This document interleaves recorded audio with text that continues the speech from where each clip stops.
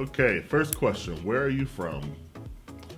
I am from Atlanta, Georgia. I was born and raised there, and glad to be a wonderful Southerner. I currently live in Houston, Texas. Sort of out of the South, but not really. If I had known I was going to get a question about Texas, I would have put on my cowboy hat. I do have one. Currently, I'm working on staying off the unemployment line. By doing so, I'm working with the Atlanta Opera, singing Tonio and Pagliacci. Like, I love the chorus of Pagliacci that was cut. Dong, ding, dong, ding, ding, dong, to la espera, ta ta, dee, da, dee, ding, da. I listen to that in the car, because that's a jam. Nobody else thought it was a bop but me, but anyway, I do it by myself. Don Louis, si decidere, tacete, ed ascoltare. Boom. It's my jam. You can do the whole thing right now and we'll send them the Un file. grande spettacolo 23 ore. You better know I will. You better know it. Funny enough, in this Pagliacci, because of the microphone, I sing the A flat in the aria, and then I do the low D. Veglio tu vuoi, ma tu non vuoi. And I just kind of lean into my microphone a little bit so it sounds louder. I have sung one time on stage a quick B flat, and it has not been recorded, and it probably won't ever be recorded again. I've sung A's on stage. I did the Porgy and Bess suite, where I had to do It Ain't Necessarily So, and Boat That's Leaving Soon for New York. And I don't know. I'm glad I didn't think about what note it was. So, but yeah, so somewhere between A and D is where you usually find me on stage. I don't know. When did I know I had a voice? That's a good question. I grew up singing. I grew up singing in church. I grew up singing at home. We would have singing contests all the time. So, I mean, I guess I didn't think that it was anything extraordinary to sing. I think my teachers in middle school and elementary choir were the ones to really sort of say, you should probably do more solo stuff, but I don't know. I like to say I came out the womb going, wah, wah, wah, wah, wah. I don't know. What was your first public performance?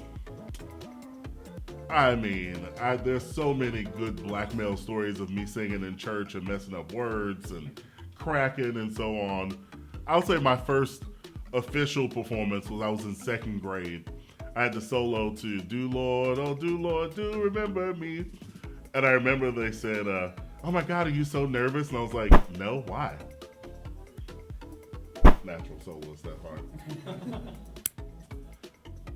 When I first saw an opera, the opera was Tosti. I got out of school, which I was really excited about. I didn't know anything about opera.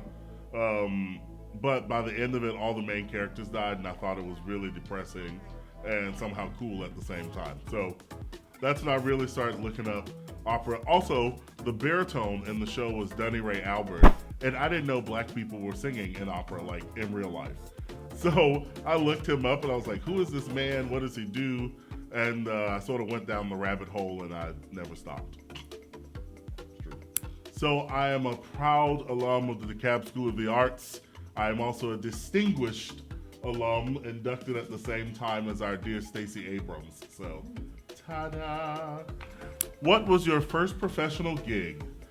Stripping.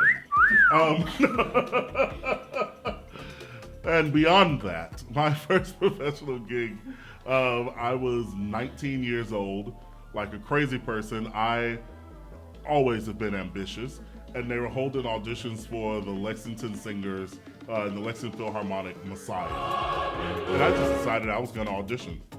And the conductor really liked me, and he said, you know, I really want you to do the Messiah, and these are all the pieces. He said, you know these, right? And I said, of course.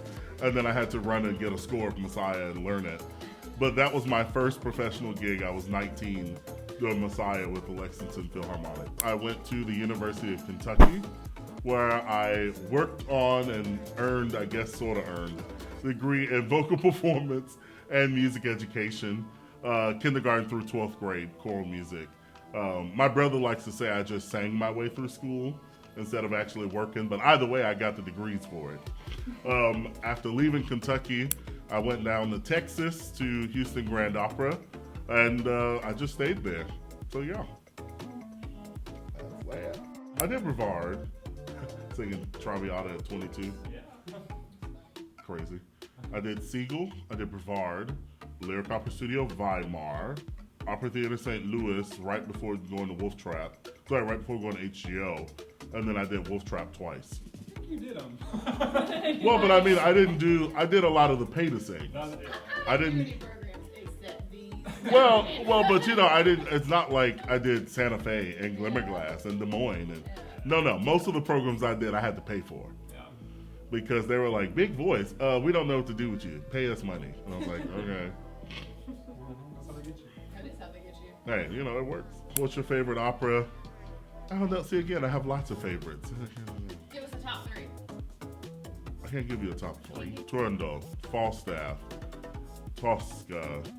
I like Hansel and Gretel because I'm a weirdo. I don't know. There's a whole lot of stuff. There's Champion, which is great. Usually my favorite opera is the thing that I'm working on at the time or something that's coming up. Because I like to just jump head over heels. What are some dream roles of yours? You know, Scarpia. I mean, hey. Scarpia, Rigoletto. I'd love to sing Tabarro. I want to see Michele like yesterday. Falstaff, I mean, come on. I love Falstaff. I'd love to have another whack at that. Sweeney, I want to sing Sweeney and Sweeney Todd because I think I'd be wonderfully scary and amazing at it. A role that I will sing in life when the time is right is Porgy. It's another fantastic role. You know, you got to make sure that they hire you not just because you're black, but because you are fantastic. And so when they hire me for that, they'll also hire me to do Tabarro and Macbetto and all that other stuff. So that's it. On video now, so. Okay. I don't know. See, it's hard for me to say the worst in a traditional sense because I always play villains. And I think villains are the best. Mm-hmm. Like, just Iago. He's just a bad person in the most wonderful ways. He's just always there, like, and that makes him great. Same with Tonio in Pagliacci. He's just always there, just lurking. How could you not love people like that? I think the worst of the people are like, what's this little punk Don Ottavio? Oh, this is so awful, but will you still like go with me? Come on, be married. Get out of here, bro. No, thank you. Trash.com. Glad I don't have to do that. Yeah, no, I like all the bad guys. Does that make me a bad person? No. Makes me well-rounded. That's what I'd say. No. When you get to be a certain size, as once again, I am a well-rounded singer. Honey, you don't just be tripping and dipping. You gotta look to where you going. Why? Because when you fat and you fall, ain't nobody gonna pick you up. And that's the truth. You got to know. They'll be like, oh, Reggie, you fat ass. Oh. Ain't nobody gonna pick you up. They'll be like, you need some water? They're gonna leave you laying there. Yeah. So you save yourself by watching where you're going. And you gotta inspect chairs before you sit down. You gotta look at platforms and step on them a couple of times. Like I did in that Pagliacci rehearsal. I'm cool with that. Because they always get the skinniest crew members to check out steps and platforms. And the Lord is not pleased with that. So I have to double check. And that's a lesson for all of us. That's a lesson for all. I don't trust nothing but the Lord. That's right.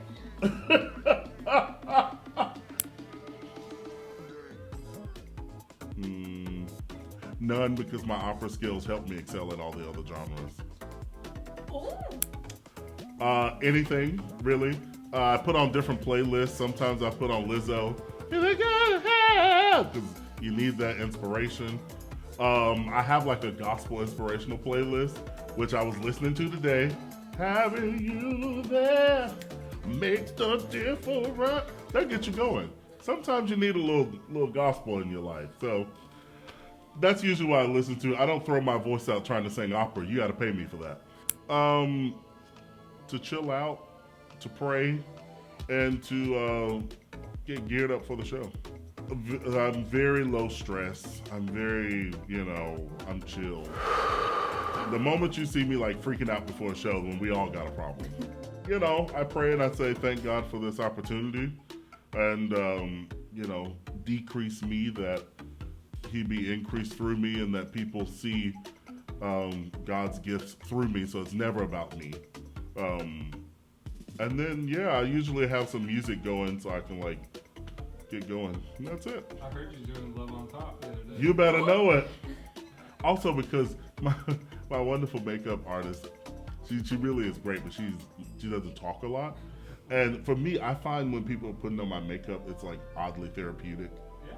And it's relaxing. And so I find myself going to sleep. And so she's like, put it on. And so I was like, I have to put on some music. Otherwise, I'm going to fall asleep sitting right here. And so, I have to put on like Lizzo. What was it? I had like Aretha Franklin, like, say a little prayer for you. Because I was like, otherwise, I'm going to be knocked out before the show starts. Too chill. Relaxing, doing nothing, watching TV, cooking, probably, talking to my mama, I don't know. Pretending as if I'm actually going to do things, but it's not going to happen. It's not going to happen. Laundry, not going to happen. That's how I spend an off day. Just chilling, catching up with friends and seeing what's going on. That depends on who's coming over, what I feel like cooking. Sometimes I'm extra I lied. All the time I'm extra for no reason. People that have been to my house in Houston, they know there can be 2 people coming over for dinner. And I'm like, I need to have a whole chicken. I need to fry some pork chops. I need to have 3 sides. I need to make a cake. It's stupid. It's ridiculous. And I do it every single time. And there's 50,000 leftovers. And what's the last thing you listened to on Spotify? In the Sanctuary by Kurt Carr. We lift our hands in the sanctuary. Yes, Lord. And all 12,000 key changes. Yes, Lord, for the rest of our day. Yes. It just keeps going. Just keeps going. Kurt Carr, last name. Told y'all I was listening to gospel. I wasn't. Do you like heights? Hell no. I like money. And for the right price, I will get my big self up a big old flight of stairs, a platform, and I will put that grain of a mustard seed faith to work. And I say, Lord, if you brought me to it, you'll bring me through it. Hey! And and that's how I feel about heights. I mean, if he brought me to it, he'll bring me through it. Or at least bring me through some good workers' comp. So, amen. Amen. That's that. Is the outcome income? The outcome is always income. Because if the outcome's not income, you won't find Reggie there. Unless we're doing it for the Lord. We'll sing at church. We'll do it for a few family members, and you know who you are, family members. But the outcome has to be income, or you won't find Reggie there. I'll be happy and smiling. We'll check. What quality impresses you most in another person?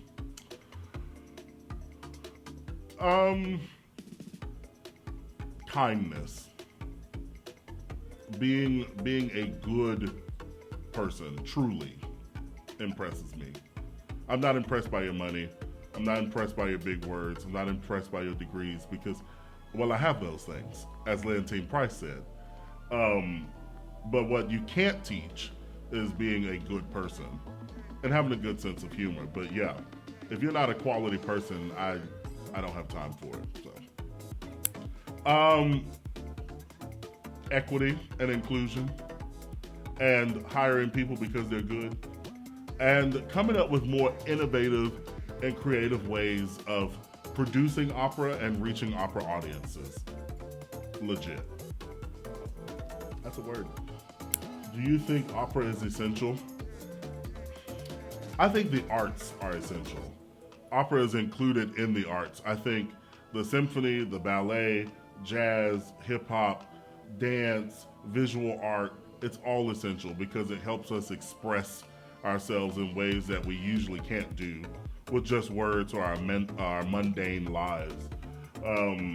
It also gives us a glimpse of how to experience things in a different way. When you hear some amazing vocalists like Ledisi or Ella Fitzgerald, it just touches you and moves you in a different way that you can't express.